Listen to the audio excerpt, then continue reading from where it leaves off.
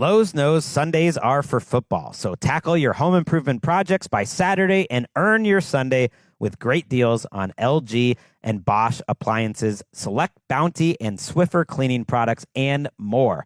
Then once your to-do list is done, get ready to kick back, relax, and enjoy the game. Shop in-store or online now and earn your Sunday with help from Lowe's, official partner of the NFL. Wasabi is purpose-built to free your business from skyrocketing storage costs and fees. Wasabi is the go-to provider for professional and collegiate sports teams around the world. Check out Wasabi's AI-enabled intelligent media storage, Wasabi Air, to the industry's only cloud storage service with triple protection against cyber criminals. Wasabi, driving innovation in data storage for up to 80% less than market competition. Try for free at wasabi.com. Wasabi Hot Cloud Storage, proud partner of iHeart Podcast Network. Get almost anything you need delivered with Uber Eats. What do we mean by almost? Well, you can't get a well-groomed lawn delivered, but you can get chicken parmesan delivered. A little escape? No. A delicious bowl of grapes? Yes. Yes, that. An afternoon stroll? Sorry, no. A burrito bowl? Happily, yes. A day of sunshine? No. A box of fine wines? Yes. Uber Eats can definitely get you that. Get almost anything delivered with Uber Eats. Order now. Alcohol in select markets. Product availability may vary by region. See app for details. Here's Kristen Balboni and Sharon Thorsland with your Sideline Pass. It's time for Sideline Pass with your Panthers sideline reporters, Sharon and Kristen. And Sharon, oh my goodness. Of course, we are going to start with the playoff game, the playoff atmosphere, even though it did not go the Panthers' way. What an incredible atmosphere with the fans and the legends. And we both were in the mix because you were doing sideline for this game and I hosted a pre and post game show. So it was neat. It's one of our first experiences where we both can contribute into what we felt. And boy, this one was one for the books despite the outcome. Oh my gosh. It was the most exciting game I have ever witnessed at Bank of America Stadium in terms of just the atmosphere. I mean, there have obviously been some phenomenal games at the bank over the years, but the atmosphere was just so electric. The fans were amazing. The players were just drinking it in on the sidelines. They loved every minute of it. And just everything that the Panthers did in terms of bringing back the legends, bringing Cam back out there, Luke Kuechly back out there. Greg Olsen was up in the booth. I mean, you had so many guys and so many players, Brenton Buckner and Steve Smith, of course. I mean, everybody, just the way they set it all up and with the light show, and it was just the most incredible atmosphere. And I don't think the fans sat down once during that game. And they were only quiet when they had to be when the Panthers were on offense. And it was just a tremendous, tremendous environment. And it was just so awesome. I loved every minute of it. That is something that we cannot gloss over. Sharon, you've been doing this since the Panthers became a team. And when you said that you thought this was the best playoff environment, I grew up a Panthers fan when they played in 2015. I was living in LA and we had our group of Panthers fans that would watch the games every Sunday. And then certainly when they went on to the playoffs, we all got together. And I remember watching those 2015 playoff games and you could just feel the electricity. I could talk to my friends from home and they talked about, oh my gosh, like this is just absolutely incredible. I'm 2014 as well with the Cardinals coming to town. Mm-hmm. And so for you to say that this is the top is something that I was kind of stunned by, and I'm sure the fans will be as well. So I'm going to take your word for it, Sharon. And wow, what does that say about this team in terms of where the momentum is and where the fan base is? Yeah, I mean, those years were obviously tremendous as well, but it just seemed, especially 2015, we were 15-1 that year, so it was like, okay, we're meant to be in the playoffs. We're supposed to be here. They're going to do it. I think that, and, in years past, it hasn't been so, we've had a long drought here. It's been a long time. It had been 10 years. It had been since 2015 since we hosted a home playoff game. So, fans were so hungry for it and wanted it so badly and appreciated it so much when it finally got here that I think that just sort of turned the tide and made it even that much more exciting. So Sharon, I've been very honest about this on this podcast. I get goosebumps with everything with football, the flyover, whatever it is. And there were many of those moments for me during the game. to me, Cam, of course, coming back and sounding the drum and what that meant. I mean, I think everyone had goosebumps in the stadiums. I looked over at Trey Boston. He had two cameras going at the same time, watching out there and their friends. But then the one that got me were the Hall of Honor guys coming out before the fourth Yep, quarter to bang the drum. exactly. That That's one what. Yep. really, because we knew Cam was happening. And I'd heard the rumor about the Hall of Honor legends coming out. And that one was the one where I went, oh my gosh, this was more than expected. And I'm just wondering what that moment was for you in this game. That's exactly the moment where I totally got goosebumps. And I was like, oh my gosh, because it was so cool the way they had them framed in the tunnel there first with the big mallets there to Oh, beat the yeah. drum. And they're all standing there in their jerseys and like, they were looking like they were getting ready to come out and play a football game. I mean, it was so cool to have those guys all together because, Musin Muhammad's around quite a bit. And obviously, Smitty comes around quite a bit. You don't see a whole lot of Wesley Walls. So that was really cool. And of course, we see Jake regularly, but to have the four of them, like you said, together was just really cool. Really, it was just so much fun. It That's was. what I And got goosebumps. it was. And of course, like you said, we get to work with Jake on an almost weekly basis. And he's just the sweetest guy off the field, and it just so kind and so thoughtful, and he's so funny and self-deprecating in the booth. And that was the first time I've seen him that riled up and serious since his playing days, and I absolutely loved it. Like you said, it was like they were all getting ready to go play a game. So that was a great moment. So you had the sidelines for this game. So what I'm wondering is, can you tell a difference between a playoff atmosphere or a playoff approach? And, down to 2.5 minutes, the Panthers had taken the lead. So it certainly, I imagine the sideline felt different.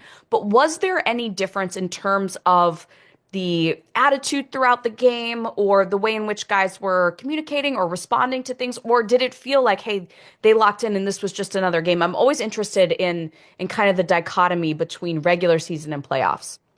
It's funny you ask that because they had been talking all week about we're treating this like just another game. We have to go 1-0. It's just another game.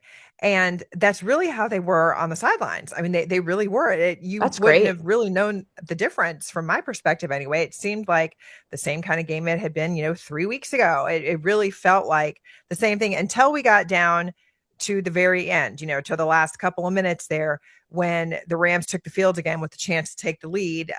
Ashawn Robinson was over on the sidelines talking to the defensive guys. He was, starting to, you could tell people are getting like, all right, we got to make a stop here so we can try to pull this thing out. And he was like, it's up to us guys. We got to go win this thing, So they knew at that point that, the game was coming down to the wire and they had to get it done, which of course, unfortunately with the injuries and thanks to JC and Clauden and everybody and Turk Wharton went out then too, wasn't able to happen.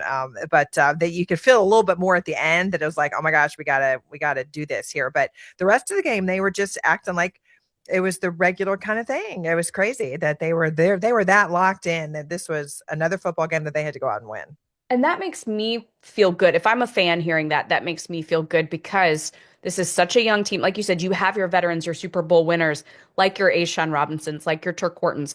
But this is such a young team. And even the veterans on our team, like Derek Brown, had never played in a playoff game. And as you said, the atmosphere, you cannot overstate just how electric the atmosphere was. And so to be able to tunnel in and zoom in and still not be kind of overtaken by the moment. What a great Mhm. sign, and something that, despite the outcome, this young team now has, which is playoff experience. So if they were able to handle that in that way while the actual game was going on, I'm excited for the future.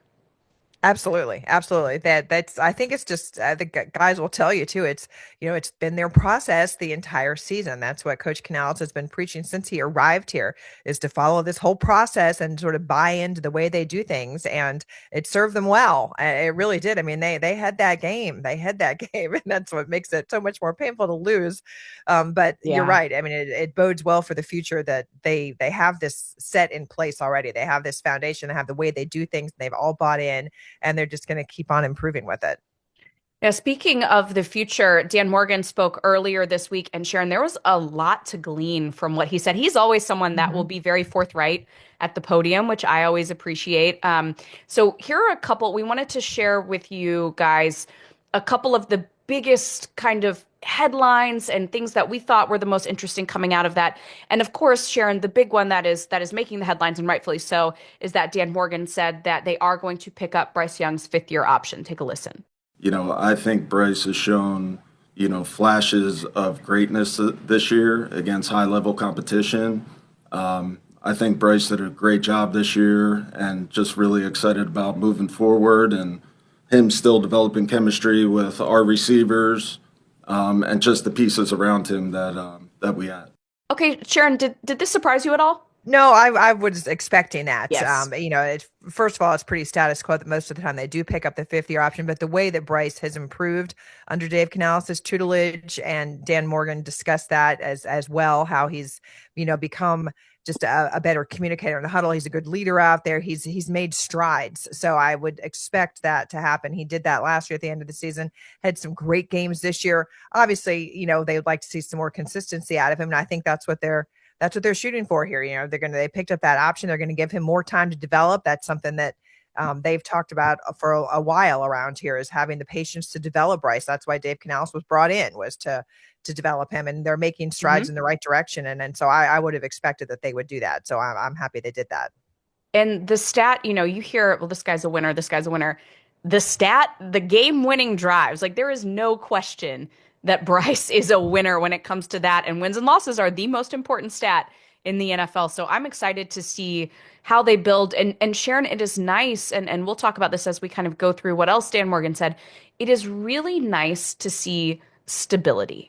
And to be able to have that stability has just been great to see. And in fact, here's Dan Morgan talking about the foundation that they have built in the last couple of years and what that can look like going forward. It's definitely something foundation-wise that we can definitely build upon.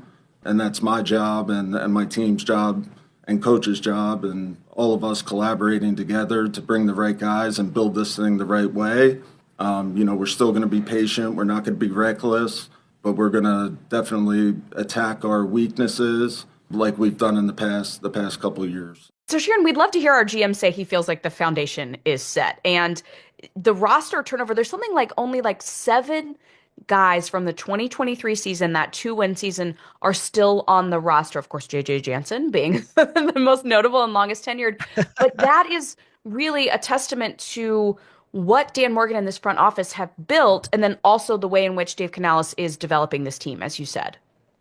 Absolutely. I mean, they've been bringing in some tremendous pieces. We saw that with, the additions on the offensive line, the additions on the defensive line, and the guys that they have drafted, Tedero McMillan, of course. And, they're bringing in all of the pieces that they believe we need to be a championship team. And they're doing it slowly and methodically and just in the right way. They're not reaching for people. They're not trying to get guys who are going to be a flash in the pan. And then if it's not a right fit, they're moving on from people. So I think that the way they're building this is just awesome. And he discussed that. Dan Morgan discussed that too, because, the Panthers, of course, had the 19th pick in the draft. And he talked about what they're going to be looking for. And, they're going to keep on trying to add the pieces that they need for this team in the right way. They're not going to reach for somebody. They're not going to try to just, let's grab this guy because he's, a great start. He's going to, come and help us. I mean, they're doing it the way that they want to do it. They're getting the Panther player that they sort of have this prototype of what they're looking for in a guy. And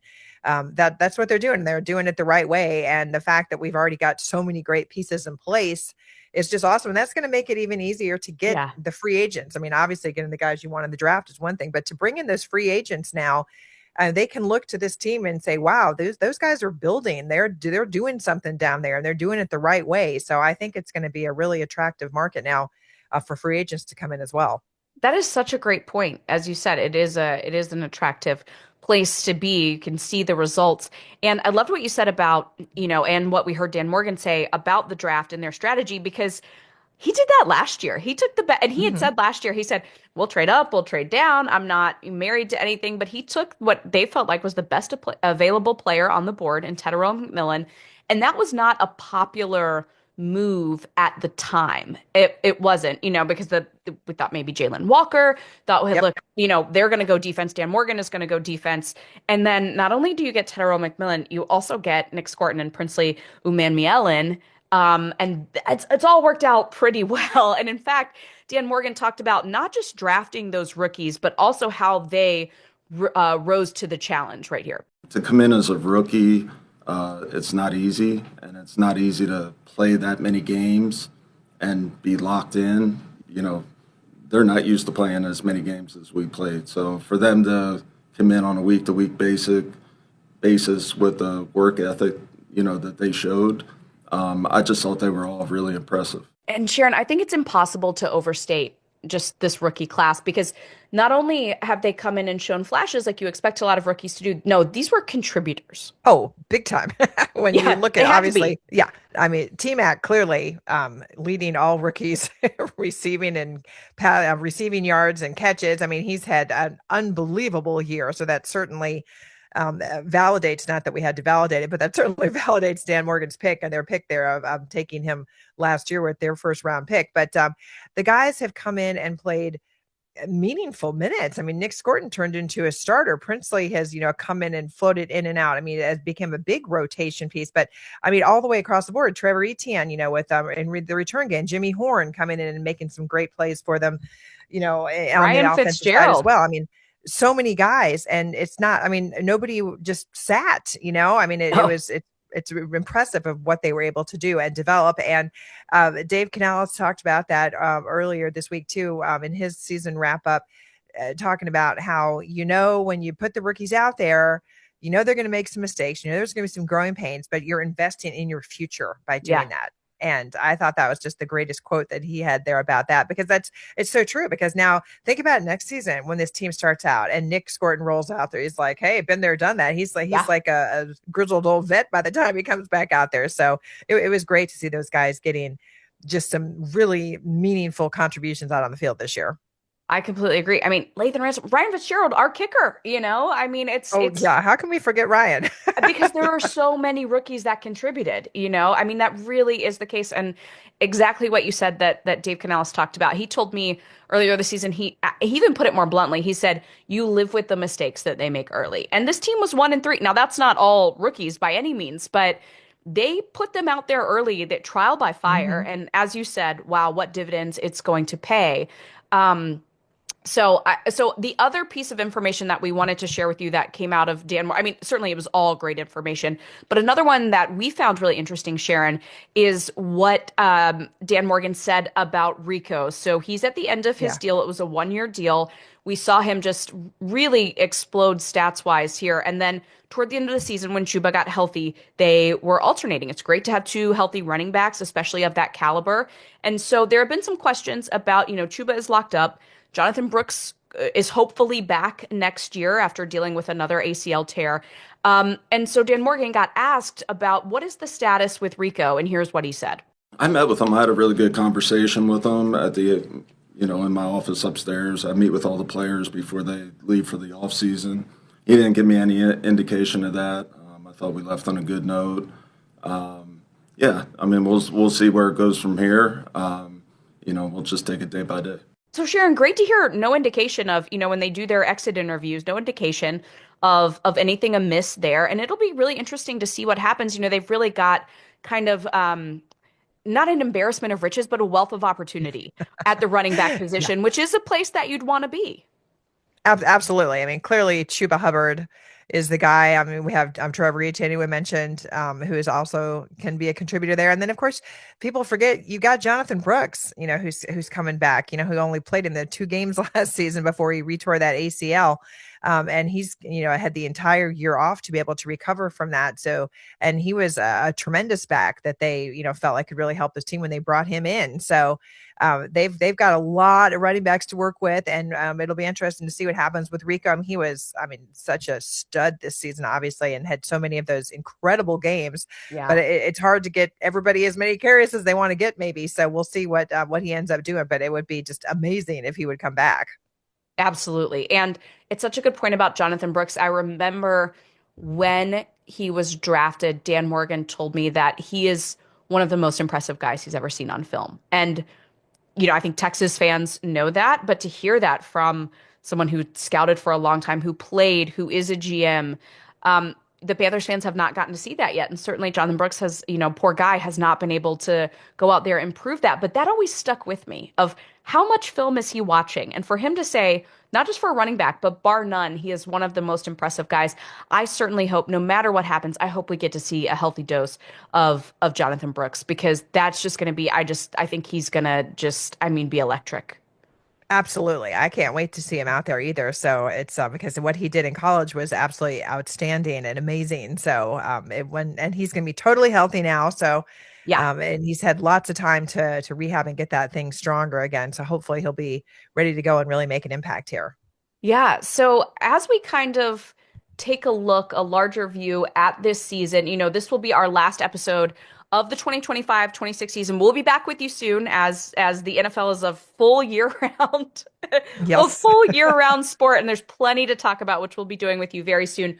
But I thought what a great opportunity for us to take a look back at this season, which was, I think, very surprising for a lot of people outside of the building. But inside the building, it felt like they're exactly on track with, of course, you want to go further in the playoffs, but to go from 2 wins 2 years ago to then see what this team is capable of, NFC South champs, winning the division and then going to the playoffs. I thought it would be fun, Sharon, for us to talk about, like, what was your favorite game this year? Wow, my favorite game, I mean, obviously the playoff game was amazing, but Yes. outside of that, a regular season game, my favorite one was Green Bay.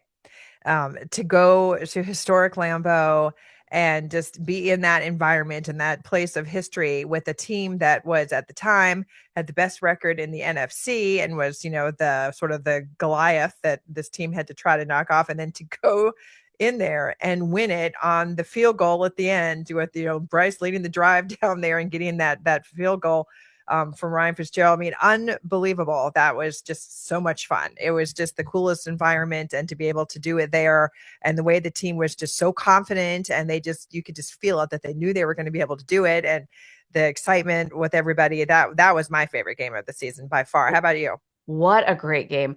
I think mine was the Bucks home win. There was a confluence of so many factors that I think just made it really special for me. So first of all, the weather was great. As we always joke about as a sideline reporter, the back half of the season, and you certainly saw it. I'm thinking of the Bucks game in Tampa. The back half of the season was not pleasant for a sideline reporter, although there were some really good wins in the Rams game, for instance, where the weather was bad, but it was a beautiful day. It was right around Christmas. They had to have that game, and they did it in front of this home crowd. The crowd was absolutely electric. And then for me personally, my husband was there. Some of his family, my son was there. My son had been talking about Sir Purr and getting to meet him. And then we got to find Purr. He gave him a little baby Purr, which is now in my son's bedroom. And it was just one of those perfect football days. And the fact that it was one of those moments where I think I pinch myself every game. But to get to, I'm doing this for work. I would pay to come to this game with my family and see this win. And it was just it was a great microcosm kind of what this season has been, which is a lot of really great moments. And that was just, I think, one that will stick out to me. So I'm grateful to have that one. Absolutely. That was a tremendous game too. Yeah, So, I got to see you. Yeah, but you were there with family as well. So it Yeah. was a great game. It was. Who is a player or several players that you have really enjoyed watching or talking to or seeing their progression this season? One of the first ones that I really enjoyed watching and seeing his progression, it sounds like it's not like he started from nothing and progressed. I mean, Mike Jackson, though, he came in a stud, and then at the end of the year, my goodness, he just turned it up to another level. I mean, the progression he had on the field was just absolutely amazing. To go from, great to greater. He was really good and a lot of fun to watch this year, and a lot of fun to talk to too. He's a great interview, always willing to step up and talk with us, and he's great. And Nick Scorton was another one though, because he started out with like deer in headlights kind of thing in training camp, and like didn't know what hit him, and the way he progressed as a player on the field and how things just slowed down for him. And he always has a smile on his face and is always jovial and is just like so excited to be here and to play. So he was another guy that was a lot of fun to watch and to talk to. And probably my favorite guy to talk to all the time in there these days has been Austin Corbett, just because he is just a class act all the way around. We'll sit there and talk to you for an hour if you wanted to, and is a great spokesperson for this team. Of course, our Walter Payton Man of the Year award nominee. So he's just a great guy, and he's one of the guys that I really enjoy covering as well. Those are great. Nick Squirton was also on my list. As you said, something, and I've repeated this several times from one of my conversations with him, but it's such a good point. He said, "I'm not the prototypical physical specimen of an edge rusher, of a DN or outside linebacker or whatever you want to call him." He said, and if you look at him compared to Princely Umanmielen, like he's smaller. I mean, a big guy, but he's 6 foot. And he said, so my way of impressing these guys that I am so grateful to play with, that I look at in awe, is to know my playbook and to play as hard as I can. And I went, oh my gosh. And then to see the progression, like you said, to see that mindset and to see that professionalism. Everyone calls him just a pro as a rookie. And it's so cool to see all of that paying off. And then, like you said, I can't wait to see what he does next season. He's going to be an absolute menace. And so I really appreciate that. He didn't start playing football until he was much older than most people. And it's just a really cool story. And what a great, it's so easy to root for his success. Another one that I have just enjoyed just watching, and Sharon, you and I have talked about the way he plays, Teteroa McMillan, to come in. Yeah. I mean, to come in and, like you said, lead all rookies in a lot of categories. I think he should be the Offensive Rookie of the Year. We'll keep our fingers crossed for that.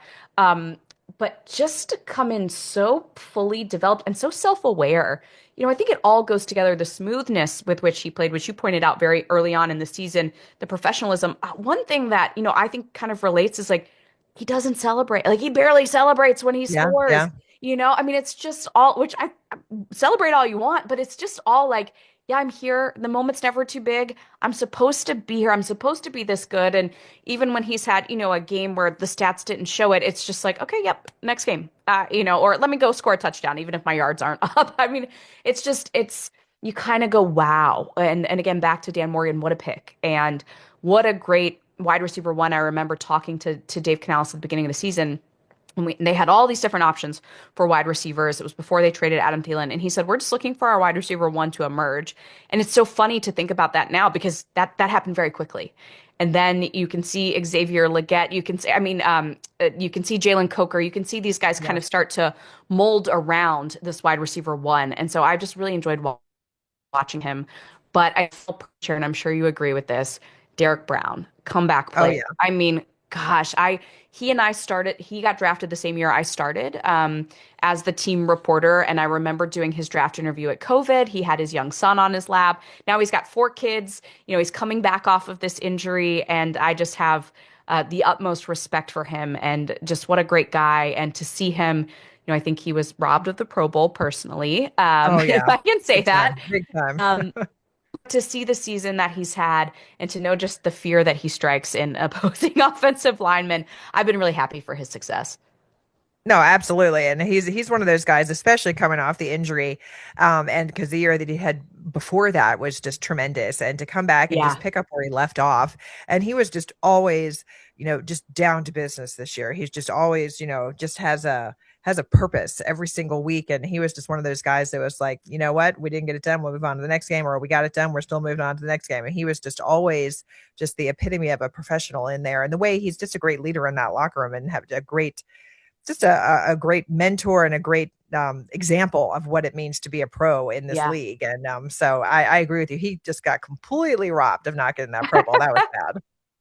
All right. Finally, Sharon, what are you most looking forward to this offseason? Well, it's always besides fun some to rest. See, yeah, well, besides a little rest, yes, it's fun to see the chess match that is free agency, I think, because I'm always so excited to see who the Panthers are going to get. It's like, who's the first one that you're like, oh my gosh, I can't believe we got him. I think it's always a lot of fun to watch what happens in free agency. That is just awesome. Because the draft is cool, and you read all the the profiles of the players, and we might get him, whatever. But I love the free agency the most, just to see who ends up coming to this team, because it never fails. There's always somebody so awesome that comes in here, and you go like, oh my gosh, this is so cool. So I'm really looking forward to that the most. Yeah, I agree. I love the draft. It's just such a fun time. So I think that's my number one. There's just something about seeing guys' lives change forever. And, whether it's our team or someone else's, I just think that that's one of the few times where you see these young kids go, okay, well, now I know where I'm going to be living for the next 4 years, most likely. I know what my day is going to look like. I know the people that I'm going to be surrounded with. And so I just think that is so neat. And as you said, I think there's a lot to be excited about if you get drafted by Carolina and this draft class this last year. And the year before with Dan Morgan has put these big contributors in, so I'm excited to see who it is. But like you said, free agency, man, and so many holes have been filled, as we heard Dan Morgan say, that it'll be exciting to see. Okay, can you go out and get a couple of big playmakers at some really vital positions? So there is a lot to look forward to, Sharon, and this has been a wonderful second season of Sideline Pass. We're certainly going to be covering all of the offseason things that we have to look forward to. And I have just really enjoyed this, once again, getting to do this and exchange information with you.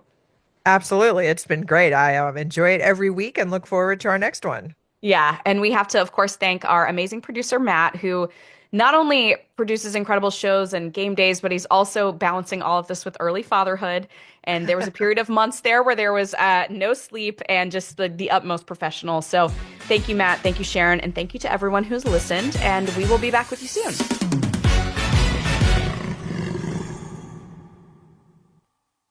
Wasabi is purpose-built to free your business from skyrocketing storage costs and fees. Wasabi is the go-to provider for professional and collegiate sports teams around the world. Check out Wasabi's AI-enabled intelligent media storage, Wasabi Air, to the industry's only cloud storage service with triple protection against cyber criminals. Wasabi, driving innovation in data storage for up to 80% less than market competition. Try for free at wasabi.com. Wasabi Hot Cloud Storage, proud partner of the iHeart Podcast Network. Get almost anything you need delivered with Uber Eats. What do we mean by almost? Well, you can't get a well-groomed lawn delivered, but you can get chicken parmesan delivered. A little escape? No. A delicious bowl of grapes? Yes, that. An afternoon stroll? Sorry, no. A burrito bowl? Happily, yes. A day of sunshine? No. A box of fine wines? Yes.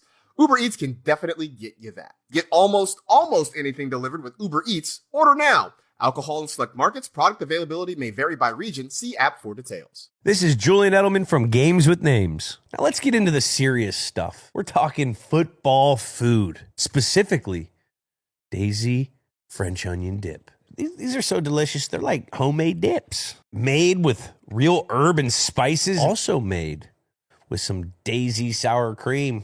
Daisy sour cream is a long-standing staple for Taco Tuesday. They also have Daisy Ranch Dip. So get out there and give Daisy French Onion Dip a try. You will not regret it.